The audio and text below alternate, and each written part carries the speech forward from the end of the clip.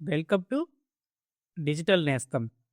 Last వీడియోలో menus ఏ విధంగా create చేయాలి, పేజెస్‌ని ఏ విధంగా క్రియేట్ చేయాలి, కేటగరీస్‌ని ఏ విధంగా క్రియేట్ చేయాలనేది కంప్లీట్ ప్రాసెస్ అయితే తెలుసుకున్నారు.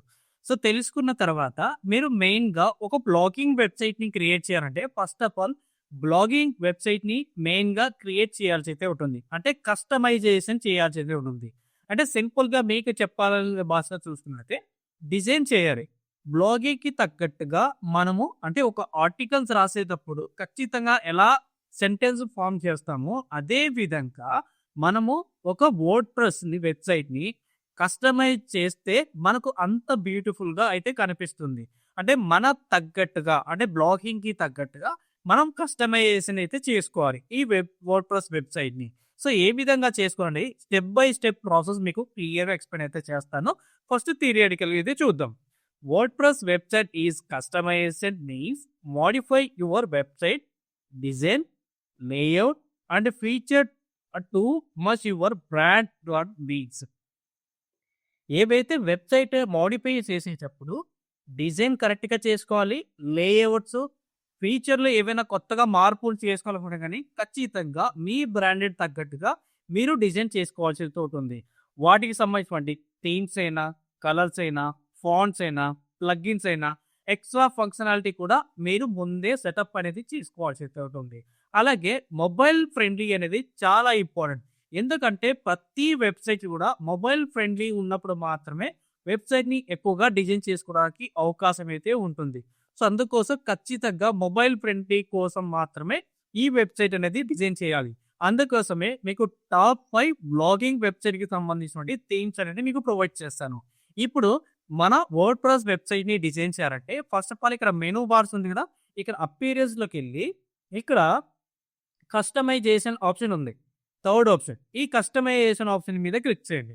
ఈ కస్టమైజేషన్ ఆప్షన్ మీద క్లిక్ చేస్తే ఆటోమేటిక్‌గా డిఫాల్ట్‌గా మన ఒక వెబ్‌సైట్ ఒక సైడర్ అండ్ కస్టమైజేషన్ ప్రాసెస్ అంతా కూడా ఒక్క సైడర్ అయితే కనిపిస్తుంది. ఇక్కడ మీకు వెర్షన్స్ ఉన్నాయి. సో, మొబైల్‌లో ఎలా కనిపిస్తుంది, ట్యాబ్‌లో ఎలా కనిపిస్తుంది, అలాగే ఫోన్‌లో ఎలా కనిపిస్తుంది మీరు చూడొచ్చు. సో, మనకు సిస్టమ్‌లో ఎలా కనిపిస్తుందంటే ఈ విధంగా కనిపిస్తుంది. అదే ట్యాబ్‌లో చూసుకోండి. అంటే మనం ట్యాబ్ వాడుతుంటాం కదా! సో, ట్యాబ్‌లో మీకు ఈ విధంగా కనిపిస్తుంది. ఇంకా ఫోన్‌లో వచ్చేసి మీకు ఈ విధంగా కనిపిస్తూ ఉంటుంది. సో, మనం మెనూస్ ఏవైతే క్రియేట్ చేసామో అవన్నీ కూడా మీకు డిఫాల్ట్‌గా ఇలా కనిపిస్తూ ఉంటది. సో, ఎందుకంటే ఒక మొబైల్ ఫ్రెండ్లీ వెబ్‌సైట్‌ని డిజైన్ చేయాలంటే చాలా ఈజీ ఉంటది. అలాగే చాలా స్మార్ట్‌గా మనం వర్క్ చేయాల్సి అయితే ఉంటుంది. సో, అందుకోసం అయితే చెప్తున్నాను. Blogging website number of visitors వస్తూ ఉంటారు. ఆ వెబ్‌సైట్ విజిట్ చేస్తూ. అందుకోసమే మొబైల్ ఫ్రెండ్లీ వెబ్‌సైట్‌ని క్రియేట్ చేయాలి. అందుకోసమే మరీ చెప్తున్నాను. మొబైల్ ఫ్రెండ్లీ వెబ్‌సైట్ క్రియేట్ చేసినప్పుడే మీ బ్లాగింగ్ ఎక్కువగా రీచ్ అయ్యి ఎవరైతే బిజినెస్‌కి వాళ్ళ నుంచి మనకు మనీ అనేది ఎర్న్ చేసుకోవడానికి అవకాశం అయితే అవుతుంది.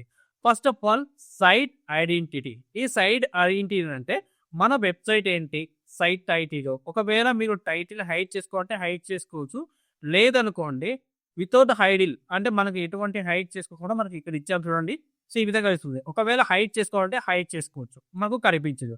కానీ సైట్ టైటిల్ అనేది ఖచ్చితంగా ఇంపార్టెంట్. ఎందుకంటే మీరు ఏ సైట్‌ని రన్ చేస్తున్నారనేది ఖచ్చితంగా వెబ్‌సైట్‌లో ఉండాలి. అలాగే సైట్‌కి సంబంధించినటువంటి లోగో. ఒక బ్రాండ్ క్రియేట్ చేసేటప్పుడు ఒక లోగో ఎలా అవసరమో మీరు వెబ్‌సైట్ క్రియేట్ చేసేటప్పుడు మీరు లోగో అనేది క్రియేట్ చేసుకోవచ్చు. మీరు క్యాన్వాలో డిజైన్ చేసుకోండి లేదా ఫోటోషాప్‌లో వెళ్లి సో, లోగో క్రియేట్ చేసుకోవచ్చు. అలాగే కొన్ని వందల సంఖ్యలో మనకు లోగోస్ ఉన్నాయి. ఎగ్జాంపుల్ చాట్‌జీపీటీలో మీరు లోగో అని అడిగితే సో, నా బ్రాండ్ ఇది. సో, నాకు సంబంధించినటువంటి లోగో ఈ కలర్స్‌తో డిజైన్ చేయమంటే చేసిస్తది. నేను ఆల్రెడీ ఒక లోగోని క్రియేట్ చేసి ఉన్నాను. సో, దాన్ని యాడ్ చేయాలంటే ఫస్ట్ ఆఫ్ ఆల్ మీరిక్కడ ఉన్నటువంటి సెలెక్ట్ ఏ లోగో మీద క్లిక్ చేయండి. సెలెక్ట్ ఏ ఫైల్ మీద క్లిక్ చేసి మీకు ఉన్నటువంటి ఏవైతే మీ ఫోల్డర్స్ అంటే డెస్క్‌టాప్‌లో ఎవరైతే ఉన్నాయో అవన్నీ కూడా మీకు ఓపెన్ అవుతాయి. ఇక్కడ నా ఫ్రెషర్స్ డ్రైవ్ అనేది లోగోని క్రియేట్ చేశాను. సో, లోగో మీకు అంతా కూడా ఇక్కడ మీకు స్క్రీన్ మీద కనిపిస్తుంది. ఎప్పుడైతే లోడ్ అయిన తర్వాత మనకు పర్ఫెక్ట్‌గా కనిపిస్తుంది. సో, మీరు ఫైల్ నేమ్ కూడా మీరు ఏదైతే ఫైల్ నేమ్ అయితే ఇస్తారో అదే ఫైల్ నేమ్ ఈ వర్డ్‌ప్రెస్‌లో ఇన్‌స్టాల్ అవుతుంది. ఎందుకు చెప్తున్నానంటే ఇది ర్యాంక్ అవ్వడానికి 100% అది ఛాన్సెస్ అయితే ఉంటుంది. ఎవరైనా ఫ్రెషర్స్ డ్రైవ్ అని గూగుల్‌లో వెతికారనుకోండి ఆటోమేటిక్‌గా మన ఇమేజ్‌తో ఇచ్చాం కదా! అదే ఇమేజ్ ఇక్కడ కూడా రిఫ్లెక్ట్ అయ్యి కొన్ని ఫ్యాక్టర్స్ ప్రకారంగా మీకు ఈజీగా మీ వెబ్‌సైట్ అనేది ఈజీగా కనిపించడానికి అవకాశం అయితే ఉంటుంది. సో లోగో అనేది యాడ్ చేసా. సో డౌన్లోడ్ అవ్వడానికి అంటే ఇక్కడ డౌన్లోడ్ అప్డేట్ అవ్వడానికి కొద్దిగా టైం అనేది పడుతుంది. అలాగే సైట్ ఐకాన్ చూద్దాం. సో సైట్ ఐకాన్ కూడా మీరు చూసుకోవచ్చు. మీరు ఏదైతే సైట్ ఐకాన్ అయితే ఉందో అదే మీరు వెబ్‌సైట్‌కి పెట్టండి లోగో. అలాగే సైట్ ఐకాన్ కూడా మీరు మెన్షన్ చేయండి. సో ఇమేజ్ ఆల్ట్ టెక్స్ట్ ఇది మెయిన్ ఎస్‌ఈఓలో ప్రాసెస్ అన్నమాట. సో మీకు ఎలా కావాలంటే అలా అడ్జస్ట్ చేసుకోండి. సో నేను అడ్జస్ట్ చేస్తున్నాను ఇదంతా కూడా. సో నాకు ఎంతవరకు కావాలనేది. సో మీకు ఎలా కావాలంటే అలా లోగో చేసుకోండి. దానికి ఎటువంటి ప్రాబ్లమ్ అయితే లేదు. సో నేను ఒక లోగో అనేది కరెక్ట్‌గా చేసుకుంటున్నాను. సో సెటప్ చేసి క్రాప్ చేశాను. సో ఇది సైట్ ఐకాన్ అనమాట. ఈ సైట్ ఐకాన్‌లో మీకు ఇక్కడ కనిపిస్తుంది చూడండి.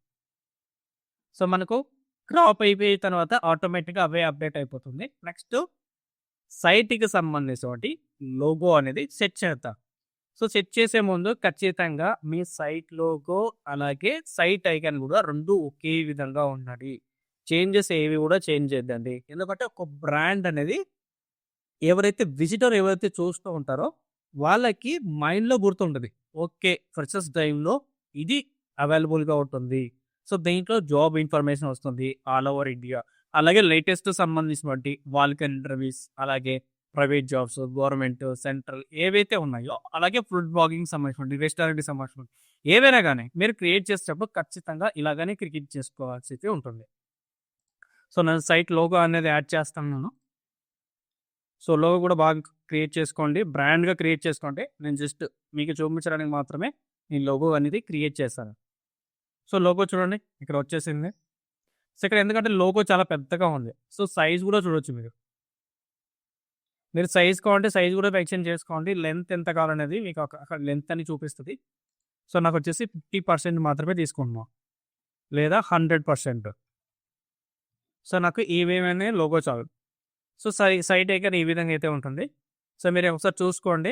మన వెబ్‌సైట్ ఒక పక్క లాగిన్ చేస్తాను. నేను చూపిస్తాను పబ్లిష్ అయిన తర్వాత ఎలా ఉంటదనేది. సో పబ్లిష్ చేయండి. సో పబ్లిష్ చేసిన తర్వాత మీకు ఇక్కడ కనిపిస్తుంది చూడండి. సో సైట్ ఐకాన్ అయిపోయింది. లోగోని మనం క్రియేట్ చేసాం. సో ఈ విధంగా మీకు కనిపిస్తుంది. ఫ్రెషర్స్ డ్రైవ్ అనేది. సో మీకు క్లియర్‌గా అయితే ఉంటుంది. సో నెక్స్ట్ వచ్చేసి లేఅవుట్. ఈ లేఅవుట్ అంటే హెడర్‌కి సంబంధించినటువంటి ప్రైమరీ నావిగేషన్, సైడ్ బార్స్ ఇవన్నీ సైడ్ బార్స్. ఫూటర్ బార్ అంటే ఈ ఫూటర్ కింద ఉన్నది వచ్చేటటువంటి ఫూటర్ బార్ అంటారు. ఇలా మనం క్రియేట్ చేసుకోవచ్చు. బ్లాగింగ్ కోసం అయితే ఇలాగనే క్రియేట్ చేయండి. సో ఏది కూడా చేంజ్ చేయొద్దండి. సో మీకు ఒకవేళ లాంగ్ టైమ్ మీద వర్క్ చేసేటప్పుడు ఎక్కువగా బ్లాగింగ్ పైన దృష్టి పెట్టుకోండి. సో నేను షార్ట్ టైమ్ కాబట్టి నేను షార్ట్ టైమ్‌గా అయితే చేస్తున్నాను. సో దీంట్లో ఏవి కూడా కదిలించదండి. సైడ్ బార్స్ ఏవేవి ఉన్నాయో కూడా చూసుకోవచ్చు మీరు. సో నెక్స్ట్ వచ్చేసి కలర్స్. మీరు వెబ్‌సైట్‌కి ఎలాంటి కలర్స్ ఇవ్వాలి, ఏ దానికి ఏ పర్టిక్యులర్స్ కలర్స్ కావాలో ఆ కలర్స్‌ని కూడా మీరు సెట్ చేసుకోవచ్చు. ఇక్కడ చూడండి నేను ఇక్కడ బ్లూ కలర్ ఇచ్చాను. సో హెడర్‌కి మీకు ఏ కలర్ ఇచ్చారో వైట్ ఇచ్చారు ఇక్కడ. సో రెడ్ ఎంటర్ చేయొచ్చు. లేదనుకోండి వైట్ లేదా బ్రౌన్ లేదనుకోండి మీకు సింపుల్‌గా కలర్ వచ్చిందనుకోండి కలర్ ఎంటర్ చేయండి. సో మీకు ఎలా కలర్ కావాలంటే ఆ కలర్ ఇచ్చారు. నేను డిఫాల్ట్‌గా పెడుతున్నాను. నాకు వైట్ కలరే బాగుంది కాబట్టి వైట్ కలర్ సబ్మిట్ చేశాను. అలాగే బాడీ కలర్. సో ఇక్కడ బాడీ కలర్ అంటే ఇది. సో బాడీ కలర్‌లో నేను రెడ్ యాడ్ చేశాను అనుకోండి రెడ్ యాడ్ అయిపోతుంది. బ్లూ కలర్ యాడ్ అయితే బ్లూ కలర్ యాడ్ అయిపోతుంది. మీకు ఎలా కలర్ కావాలంటే ఆ కలర్‌ని సెర్చ్ చేసుకోండి.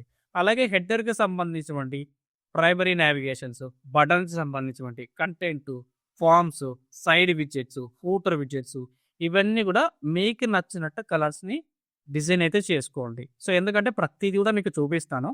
సో ఈ విధంగా అయితే ఉంటుంది. Navigation, so back board, so అలాగే బటన్స్, కంటెంట్. సో మీ ఇవన్నీ కలర్స్. ఈ కలర్స్ అన్నీ కూడా మీరు చెక్ చేసుకొని ఒక్కొక్క కలర్ మీద ఇంప్లిమెంట్ చేసుకోండి. తిరియోగ్రఫీ అని ఉంటది. ఇవి ఏవి కూడా మనకు యాడ్ చేసుకోవద్దు అంతే. ఇవి ఎందుకు కూడా మనకు అవసరమైతే లేదు. సో మనకు ఏవైతే ఉన్నాయో అవన్నీ కూడా ఒకసారి చెక్ చేసుకోండి. సో ఆల్రెడీ మెనూ అనేది క్రియేట్ చేసాం. విడ్జెట్స్ కూడా మనం క్రియేట్ చేసాం. వాటికి సంబంధించిన విడ్జెట్స్ అన్నీ వచ్చేసాయి.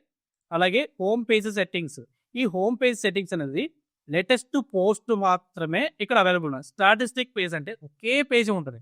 సో ఎగ్జాంపుల్ స్టాటిక్ పేజ్ అని క్లిక్ చేసి అనుకోండి. సో అబౌట్ అస్ మాత్రమే ఉంటుంది. ఇక్కడ చూడండి. ఇంకేది కనిపించదు. అందుకోసం మాత్రమే లేటెస్ట్ పోస్టులు మాత్రమే క్లిక్ చేయండి. ఇంకేది క్లిక్ చేయొద్దని జస్ట్ పబ్లిష్ చేయండి. సో ఈ విధంగా మనము ఒక వెబ్సైట్ని కస్టమైజేషన్ ప్రాసెస్ అంతా కూడా స్టార్ట్ అయ్యి నుంచి ఎండింగ్ వరకు అయితే చూసాం.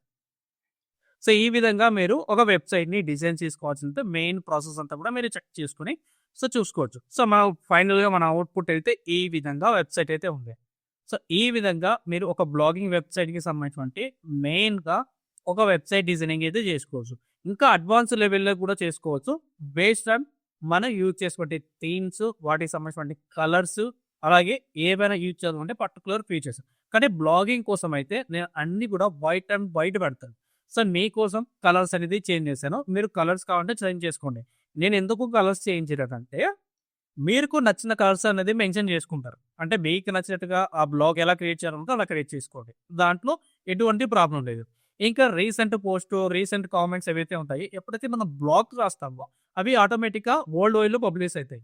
పబ్లిష్ అయిన తర్వాత ఇవన్నీ డీటెయిల్స్ అన్నీ వస్తాయి. సో ఇది మన వర్డ్‌ప్రెస్ వెబ్‌సైట్‌కి సంబంధించిన డిజైనింగ్ ప్రాసెస్ అంతా కూడా ఏ టు జెడ్. మళ్ళీ కొత్త వీడియోలో మళ్ళీ కలుద్దాం. థాంక్ యూ గైస్ అందరికి.